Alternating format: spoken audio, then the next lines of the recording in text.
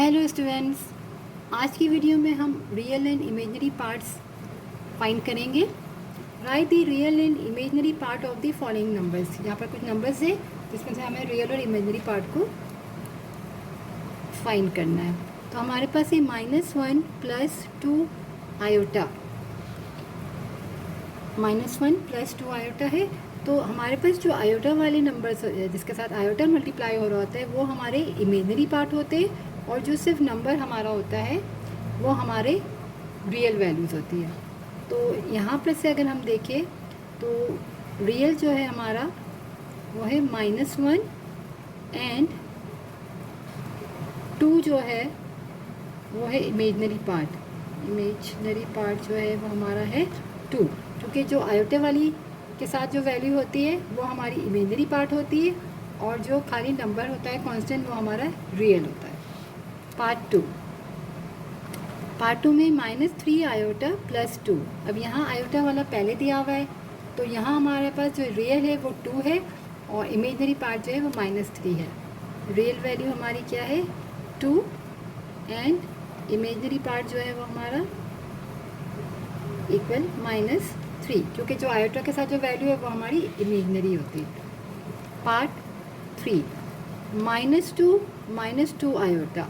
तो रियल जो हमारा है वो भी यहाँ पर है -2, और इमेजिनरी पार्ट जो है हमारा वो भी -2 है, क्योंकि ये वैल्यू भी -2 है हमारा।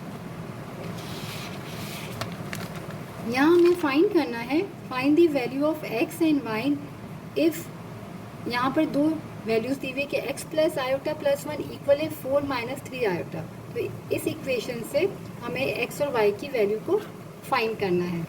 तो हम क्या करेंगे कि लेफ़्ट साइड पे अगर देखें तो x और 1 जो है वो आयोटा की बिगर है, तो हम उसको साथ लिख लेते हैं कि x + 1 पूरा एक हमारा रियल पार्ट है, क्योंकि x के साथ भी आयोटा नहीं है और 1 के साथ भी नहीं है, तो हमने इसको साथ लिख लिया।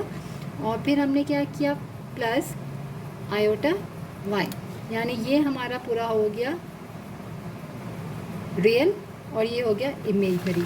हमारे पास यूँ वैल्यूज़ भी होती है कि a + b आयोटा या x + y आयोटा, यानी a जो है वो रियल है, b जो है वो हमारा इमेजिनरी पार्ट है, और x यहाँ पर अल्फ़ाबेट आप कुछ भी लिख सकते हैं। तो यहाँ पर जो x और 1 था वो हमारा रियल वैल्यू थी जिसमें आयोटा नहीं था, और आयोटे वाले को हमने लास्ट लिखा है। ये a की वैल्यू मेरी आ गई x + 1, और b जो है वो मेरा क्या है y आयोटा।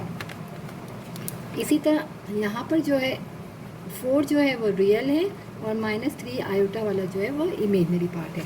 तो दोनों को हमने सेट कर लिया। अब हम क्या करेंगे कि कंपेयर करेंगे। यहाँ पर हम दोनों वैल्यूज़ को, इक्वेशन हमारी इक्वल इक्वेशन है, तो यहाँ हम क्या करते हैं कंपेयर करेंगे। Compare real and imaginary part, comparing real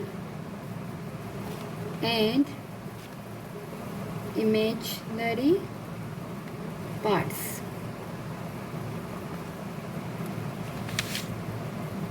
यहाँ हमारे पास x + 1 इक्वल है किसके 4 के। तो हमने जो रियल वाली थी x + 1 इक्वल हो गया 4 के, और इमेजिनरी में हमारे पास क्या है y इक्वल है -3 के, यानी कि आयोटा के अलावा अगर हम देखें तो यहाँ पर आप साथ भी लिख सकते हो अगर कन्फ्यूजन है तो i आयोटा और -3 आयोटा। ठीक है, यहाँ पर प्लस है और यहाँ पर ये माइनस था वैल्यू, तो आयोटा से तो आयोटा कैंसिल। अगर हम नहीं भी लिखते डायरेक्ट भी हम कंपेयर कर सकते हैं कि y इक्वल है -3 के, डायरेक्ट वैल्यू आ सकती है क्योंकि i दोनों में कॉमन है। अगर y की वैल्यू क्या है सिर्फ 3 नहीं है, क्योंकि हमारे पास जो होता है फॉर्म होती है a + b आयोटा, यानी पॉजिटिव है। तो अगर यहाँ पर हमारे नेगेटिव है, यहाँ भी प्लस है, तो ये साइन माइनस की काउंट होगी, और आयोटा आयोटा तो इक्वल है, तो सीधा y की वैल्यू क्या हो जाएगी -3। आप यूँ भी फाइंड कर सकते हो डायरेक्ट, और अगर आपको कन्फ्यूजन है तो दोनों तरफ आपने आयोटा लिख के कैंसिल कर दिया और बचा y की वैल्यू कितनी आ गई -3। और यहाँ आप सॉल्व कर लोगे तो क्या हो जाएगा 4, और 1 को हमने राइट साइड पे शिफ्ट किया तो 4 - 1 x की वैल्यू आ गई 3। तो x की वैल्यू आ गई हमारे पास 3 एंड y की वैल्यू भी हमारे पास है, यहाँ पर 3 आई है और यहाँ y की -3।